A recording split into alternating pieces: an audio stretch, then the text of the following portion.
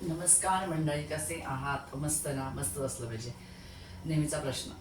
पण मागच्या व्हिडिओमध्ये पाहिलं होतं की अध्यात्माची सुरुवात कशी करायची. तर आता आपण बघणार आहे की त्याच्या पुढचा आणि खूप महत्त्वाचा टप्पा आहे. अध्यात्माच्या पुढचा टप्पा म्हणजे नामस्मरण कसे करायचे. आपण मागे बघितलं होतं की अध्यात्माची सुरुवात ही मनस शांत, एका जागी स्थिर बसून अशी करायची असते. तर आता आपण नामस्मरण कसं करायचं. तर तुम्ही बघताच की रोज सकाळी आपण ज्यावेळेस उठतो मित्रांनो, आपलं मन हे स्थिर नसतं, हे इतरत्र भटकत असतं. ह्या स्थिर नसणाऱ्या मनाला आपल्याला एका ठिकाणी स्थिर करायचं असतं. आणि जर आपल्याला स्थिर करायचं असेल तर त्यासाठी आपल्याला योग्य दिशा असणं गरजेचं आहे किंवा एखाद्या आधाराची गरज असते. म्हणजेच काय, तर आपण ज्यावेळेस नामस्मरण म्हणजे काय, तर आपण सकाळी ज्यावेळेस उठतो, उठल्यानंतर आपण बघतो की आपल्याला आपल्या मुखातून म्हणजे आपल्या मुखातून ईश्वराचं आपण ज्यावेळेस नाम घेत असतो, म्हणजे ईश्वराच्या नामाचे स्मरण करत असतो. म्हणजे तिथे भाव आहेत, श्रद्धा आहे, भक्ती आहे, त्याचबरोबर मन आहे, त्याचबरोबर भावना आहे. एकाग्रतेने आपण हे सगळं करत असतो, तेव्हाच त्याचं ते स्मरण होत असतं, पांडुरंगाचं स्मरण होत असतं. म्हणजे ईश्वराचे नाम आपण त्याच ईश्वराचे नाम ज्यावेळेस आपण एकाग्रतेने, भक्तीने, त्याचबरोबर प्रेमाने ज्यावेळेस आपण स्मरण करत असतो, त्यालाच नामस्मरण म्हणायचं. पण फक्त ओठांनी नामस्मरण करून किंवा नाम घेऊन चालणार आहे का, त्याला नामस्मरण म्हणायचं का, तर नाही. त्याच्यासाठी आपल्याला ईश्वराने सांगितलेलं म्हणजे आपण प्रेमाने, त्याचबरोबर भावना आपल्या एकत्र असल्या पाहिजे, मन शुद्ध असलं पाहिजे, एकाग्रता असली पाहिजे. आणि हे सगळं जेव्हा असेल तेव्हाच आपलं नामस्मरण घडण्याचा योग असतो किंवा नामस्मरण घडू शकतं. आपण बघितलं की आपल्याला जर नामस्मरण करायचं असेल तर कोणकोणत्या गोष्टींची आपल्याला गरज आहे किंवा आपण नामस्मरण कशा पद्धतीने करू शकतो. सगळ्यात महत्त्वाचं म्हणजे उठायचं आणि नुसतं नामस्मरण करायचं किंवा उठल्यानंतर मी पटकन 4 गोष्टी बोललो किंवा देवाचं नाव घेतलं तर नामस्मरण होत नाही.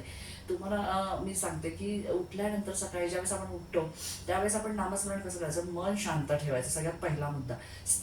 मन स्थिर आणि शांत ठेवायचं. दुसरा मुद्दा आहे की तुम्ही ज्या काही तुमच्या नको असलेल्या गोष्टी म्हणजे तुम्ही तुमचा राग, द्वेष, कमी करायचा. त्याचबरोबर ईश्वराशी आपलं नातं दृढ करायचं. त्याचबरोबर तुम्ही प्रामाणिक राहण्याचा प्रयत्न करायचा. आत्मविश्वास स्वतःचा वाढवण्याचा प्रयत्न करायचा. नकारात्मक गोष्टी कमी करायच्या. या सगळ्या गोष्टींना ज्यावेळेस तुम्ही एकत्र आणाल ना, त्याच वेळेस तुमचं नामस्मरण हे अधिक घट्ट होत जाईल.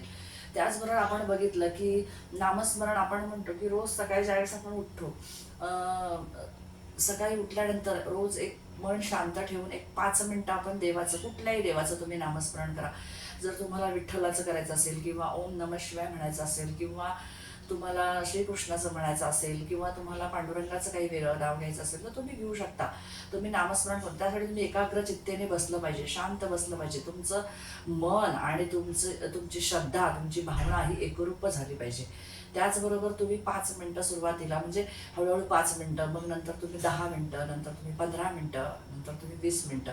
नंबरिंग नाही, म्हणजे नंबर आपण 15 आणि 20 मिनिटं करतोय म्हणजे ही नंबरांची क्वांटिटी नाही. तर तुम्ही किती सातत्य ठेवताय आणि किती तुम्ही चांगल्या पद्धतीने त्या देवाचं स्मरण करताय, देवाला तुमचं देवा परमेश्वराशी तुमचं नातं घट्ट करताय, हे त्याच्यावरती आपलं साध्य होत असतं. तुम्हाला मी एक उदाहरणासह स्पष्टीकरण देऊ शकते की समजा आपण एक उदाहरण बघूया. पांडुरंगाचं नामस्मरण का करायचं.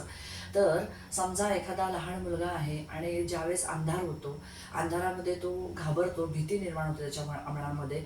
तो घाबरला की त्याला आपल्या आईची आठवण होते आणि ज्यावेळेस तो आपल्या आईचा हात धरतो त्यावेळेस त्याची भीतीही दूर होते आणि त्या हाताचा आधार तो घेतल्यामुळे तो अगदी भीतीहीन होऊन जातो, म्हणजे अजिबात त्याची भीती राहत नाही.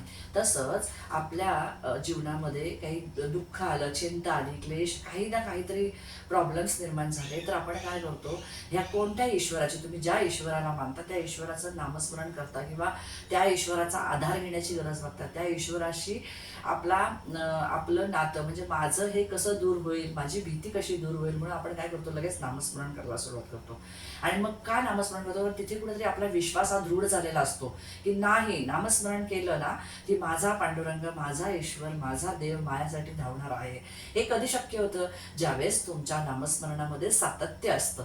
आज करायचं उद्या सोडून द्यायचं असा हा विषय नाहीये. तर तुम्ही असं करू शकता, हे उदाहरण. त्याचबरोबर आपण बघितलं की संत तुकाराम कंटिन्यू त्यांच्या पूर्ण मुखातनं सारखं रोज जळीस्थळी बसता उठता श्वास घेता क्षणी त्यांच्या मुखामध्ये पांडुरंग पांडुरंग पांडुरंग पांडुरंग विठ्ठल विठ्ठल विठ्ठल असा शब्द असायचा. आणि त्यांनी स्वतःला खूप झोकून दिलं होतं, त्यांनी संसाराचा त्याग केला होता. आणि ज्यावेळेस स्वतःला म्हणजे आपण सांगत नाही की तुम्ही तुमचा संसार सोडा आणि अध्यात्माच्या मागे लागा किंवा नामस्मरण करा, अजिबात नाही. पण संत तुकारामाची भक्तीच वेगळी होती, त्यांनी ते केलं. पण तुम्हाला जसं शक्य होतंय तसं तुम्ही सातत्य ठेवा. कधी 5 मिनटं, कधी 10 मिनटं वाढवत चला. आणि ज्यावेळेस बघा तुम्ही तुमच्या मनालाच ओळखायला शिकाल की अरे माझ्या नामस्मरणामध्ये, माझ्या रोजच्या सातत्यामध्ये हा काही एका दिवसामध्ये होणारी गोष्ट नाही आणि एका दिवसात तरी झालीच पाहिजे अशी काहीही गरज नाही आहे. तुम्ही सातत्य ठेवा. तुमचं हळूहळू नामस्मरणाचं जे काही रोजची घडामोडी आहेत किंवा रोज नामस्मरण केल्याने तुमची भक्ती दृढ होईल, तुमचा आत्मविश्वास वाढेल आणि नकारात्मक ऊर्जा कमी होईल. सांगण्याचा भावार्थ एवढाच आहे की नामस्मरणामध्ये खूप ताकद आहे. तुम्ही नामस्मरण करत चला आणि नामस्मरण केल्यानंतर तुम्हाला जो काही अनुभव येईल नक्की मला शेअर करा.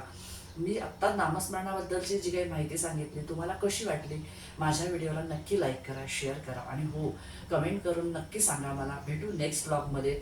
नामस्मरण मी नेक्स्ट टप्पा तुम्हाला हा सांगते की याच्या पुढचा जो टप्पा आहे, नामस्मरण करताना कोणत्या चुका टाळाव्यात आणि नामस्मरण करताना कोणते प्रॉब्लेम येतात, हे आपण नेक्स्ट व्हिडिओमध्ये किंवा नेक्स्ट विचारांमध्ये बघूया. भेटूया आपण. नक्की लाईक करा, शेअर करा आणि माझ्या चॅनलबरोबर जोडून राहायचं असेल तर नक्की सबस्क्राईब करा. भेटू नेक्स्ट व्हिडिओमध्ये. धन्यवाद.